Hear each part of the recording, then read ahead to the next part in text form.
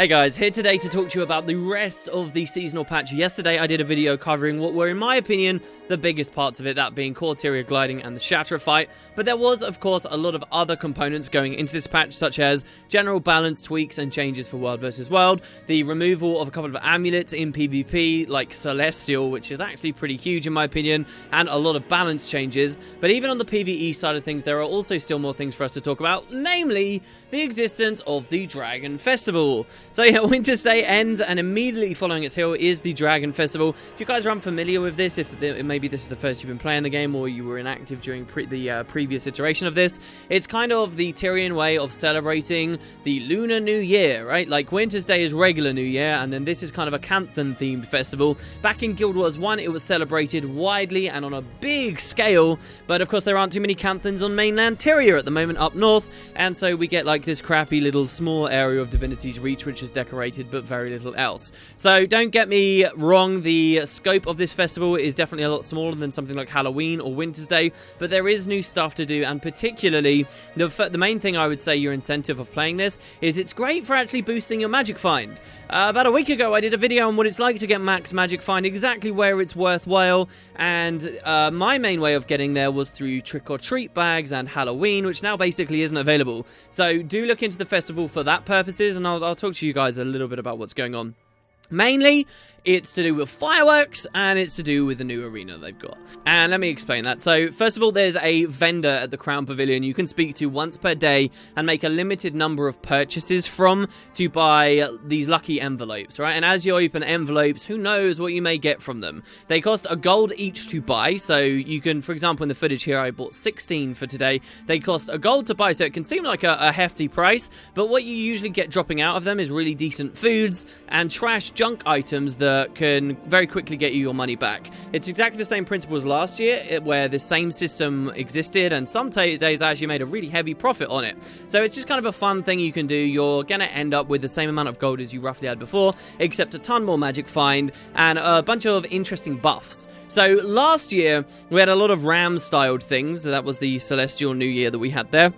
And they were really, really powerful experience buffs that those who hoarded got to make massive use out of several months later when Heart of Thorns released. In fact, when I did a video talking about the power of these when specifically leveling up masteries, they spiked on the trading post as nobody really expected them to be worth too much XP before Heart of Thorns nobody really cared about, and suddenly became very, very, very valuable. So last year people cared a lot less about these rewards than they do this year. And now that we're in the new year of the monkey, this is the theme, this is the fireworks that you can get a couple of, as you guys saw at the start of the video. The buffs we get are actually slightly different and will stack with last year's Lunar New Year buffs. That leaves me wondering what would happen after, 13 years or however many different animals there are, when you have all of them in theory. What would happen if you could pop all of the buffs and have them all simultaneously on you? But yeah, so these are a new variety. They do have slightly different tweaks to them. It's basically a really good opportunity for you to get easy XP boosters. This is got nothing to do with being level 80 or having any gear or any characters. It's essentially just running around, buying some stuff from those vendors and doing general festival things. So number one, you got the vendors.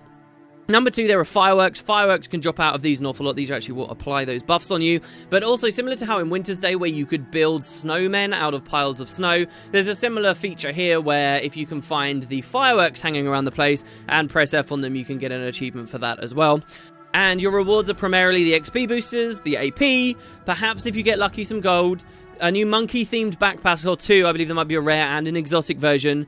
And that's basically it aside from foods. The foods are kind of interesting actually to me. On my 0 to Hero challenge, I just went through a period of cooking where I buffed myself up 7 levels very quickly, very cheaply. And cooking's always been funny to me, and the consumables game when it comes to foods has always been really interesting because there are so many ingredients, so many different foods, so many different consumables in this game, and most of them just nobody ever cares about. It's kind of sad then when I see updates like this, and even the regular ones you get from cooking are completely outshone by these festival-specific foods that are incredibly powerful, right? Do pay attention to these. You should have been paying attention back during Winter's Day and Halloween too. Some of these are they're top-tier raiding foods that are incredibly cheap, and specifically they get so flooded into the economy, they're actually very cheap for anyone to buy at the moment too, so watch out for that.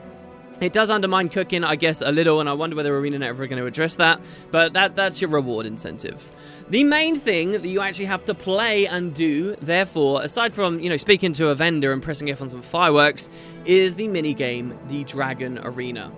This is actually kind of funny. You guys might not realize this, but though it was a part of the Lunar New Year last year as well, the Dragon Arena actually doesn't originate from this festival. It's something Arenanet kind of later added in, and now it's what we know as a part of this festival. It was never originally from there. It was a Living World Season 1 arena. I will take any opportunity I can to mention this. In yesterday's video, of course, I pointed out that this patch had Corteria gliding, and I have my new 1440p monitor, and it all looks beautiful. Well, the other cool coincidence is this monitor is also very high refresh rate. And the Dragon Arena is one of the only places in Guild Wars 2 where you can experience incredibly high FPS at all times. And so with this one patch, I kind of got to experience the two perks of my monitor. Ultra fast, responsive, fast-paced arena-style gameplay. I love the Dragon Arena. It is a really good example of a super basic, clear concept that you can just play for ages and ages and ages, and the more you play, the more you learn, the more depth there is. This is a real classic shooter-style game type where there are lots of different pickups around the map that appear at set times, right? Like, they will spawn at specific moments, and half of the game, yes, is learning how to chase people down and where you can throw your ground-targeted skill to, and having crazy moments where you manage to drop a super cool reflect and actually win 1v2s or 1v3s and all that fun stuff. Learning how to team up and how to know where your friends are, even though it's basically just hot join and you're not ever going to have great communication. It's half that, but the other half of the game is just learning where the pickups are and learning your routes through the map. You know, when that gate opens, my first game this year, I was like, oh, I can't really remember exactly what spawns and when. By the time I was playing my 5th game, right out of the gate on that jump pad, I'm moving straight to the pickups that I most care about, getting into the best vantage point and position I can be, getting ready to cut off enemies and make sure that they stay spread out so they can't support each other, and then we end up winning. It's a very, very, very casual game type. It's just like I was talking about with activities in a previous video this week. And I would love to see it become more team-based, or that have some opportunity for that. But I really think just by the nature of the way this specific arena works, I don't care too much about that thing I just mentioned. Mostly I care about getting in there and slapping some people around. And basically all of the achievements, aside from a couple of fireworks ones and a couple of ones related to the vendors, as I talked about before, they're all Dragon Ball stuff. So if you like the arena, then there's probably quite a lot for you to do in this festival. If not, it's a little bit more ignorable, but there you go, that's another part of the feature patch, and I just wanted to talk about the Year of the Monkey with you guys. So what else happened? Well, we had the raid markers come in. Oh my god, I've already mentioned that I enjoyed this on Points of Interest, and I've got to say, our raiding squad, our group, we raid on the same night that the patch came out actually, had so much fun just running around, dropping all these random icons all over the place. Just the fact that you can now put a beautiful little precious love heart representing health and rejuvenation on your, say, healer in the raid, and you can put a big downward arrow on the tank in the raid. It's so obvious what's going on now, and then also have a bunch of other markers depending on exactly where you'd like to place. I'd say we get a lot of use out of these. I'm very much excited about the future wings and where we can use them too. Funny enough, on that topic, Crystal Reed, who is one of their primary raid designers, she was actually behind the Tequatl stuff. You could hear her talking about it at PAX one year, I believe, and also Triple Trouble and some of this kind of stuff. I believe has been working a lot of the PvE raid stuff, and as she threw out this tweet saying that she's had a dry run review of her next release today, really excited for the players to see it. It's completely different from Spirit Veil mechanically. This, I think, is absolutely to be expected. This is what I wanted to see more of. When they do change it up mechanically, Wing 2, despite still being very difficult, what you'll find right now is players have learned how the 10-man environment works, learned how to bypass certain mechanics, learned how to do as much damage as they can in that setting, and we're now comfortable with that, just from the very first wing. So now what they're going to do is change it up on us again. I would expect, my theory here, and I will eat my hat if I'm wrong, but I would expect that this involves a lot of group splitting up. Basically what you saw in the first wing was 3 boss fights where the entire team is generally together. Yes, there are some minor splits, okay, like for example in the Veil Guard and their transitionary phases you split up into 3 different groups, but you're still in the same general area. I would expect Spirit Veil is much more about splitting on a much larger scale. Think about any Guild Wars 1 players, think about something like the Deep, where you have separate little groups of 3 or 2 players or whatever in huge different areas, all participating in that same encounter. Don't forget as well that encounters in raids don't necessarily have to be boss fights. We already saw an encounter that wasn't a boss fight, and that's where you're running away from the Spirit Wall in the Spirit Veil. It wasn't a particularly difficult encounter, so people don't really talk about it much, but there are definitely a lot of things that Arenanet can do that aren't your typical static or big boss fight in a certain circular arena. That's where I think they'll be mixing it up, and that's where I think we'll see more incentive for even more different builds. Right now, we just think of, okay, this build, this build, this build, this build, they're good for raids, and that's it. But the more wings we get and the more different they are mechanically from each other, that pool of what people consider to be a raid build expands and expands and expands, which is only healthy and good for the game. So I'm very, very excited about that. Speaking of balance, that's really the next big thing I want to talk about. Yes, there were changes to World versus World, like the banner nerf, like the rally cap nerf, all that kind of stuff. Yes, there were changes over in SPVP as well. There have basically been big changes for all three game types, but it does seem to me, and maybe you guys can counter this, it does seem to me that at least for this balance patch, it was more from the raiding perspective that many changes had been motivated by. And that's good for me. As a PvE player, I constantly feel like balanced decisions are made to suit a different audience. And it's nice to feel favoritism, I guess, on one side of the line. On the other side of the line, I still think it's a little bit farcical that it's so obvious when they're balancing from one perspective or another. I'm not going to go over every single balance tweak and what happened to the classes. I actually feel like that'd be quite boring. If I learned anything from the most recent points of interest, reading out patch notes like that really causes me to lose interest very, very quickly. But I will say a couple of cool things that I liked, at least, even if they weren't big deals in terms of metas. They're still buffing Warrior Axe, for example. I love Axe! Warrior Axe, okay, it was the best thing from GW1. I loved that damn thing. I loved leveling my real warrior in Guild Wars 2. Using his axe, and it's always been, for a long time now, it's been second best in many, many, many, many respects. And I'm seeing the buffs continue creeping in. They keep pushing the damage of axe up and up and up. For example, this patch unsplit the PvP PvE difference, buffing the PvE skill 5 massively, and a few other changes like that. I'm looking forward to playing a berserker running around with his axe, basically. There were some other things people found a little bit questionable, like, for example, Thief, okay? What do I mean when I say some of the balance was kind of motivated by raid design? Well, Thief really, Daredevil had a place and it was totally viable and it was okay, but it didn't have a great rep in terms of the eyes of the community, and you wouldn't have the easiest time pugging as a thief.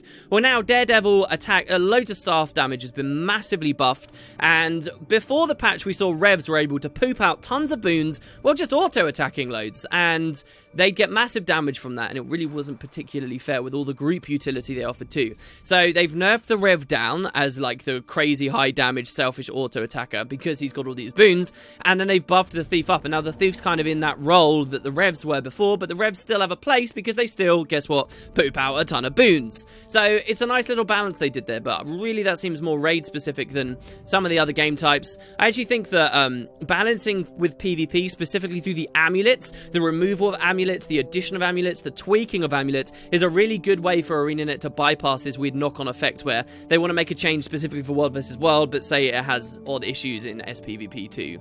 As for the season, yes, the season is over. I will talk to you guys about how Season 1 went from my perspective in a future video. But new balance means new meta, hopefully. It means new stuff. But how much? I can't really say.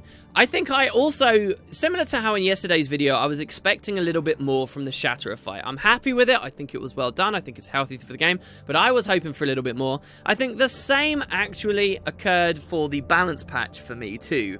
I thought it was going to be a bigger patch. I thought it was going to be a bigger shake-up. We're only getting 4 of these a year. And while a lot of stuff was changed, and in my opinion, agreeable things were changed, it seemed like less than the devs had originally let on. I don't know. Maybe that's just me. And again, I'd be really interested to see what you guys say on that topic too. Last thing for us to talk about is the Elven Monastery Brew Club. Yeah, who'd forgotten about this? This is the weirdest, most arbitrary feature that I think they have ever put into the game.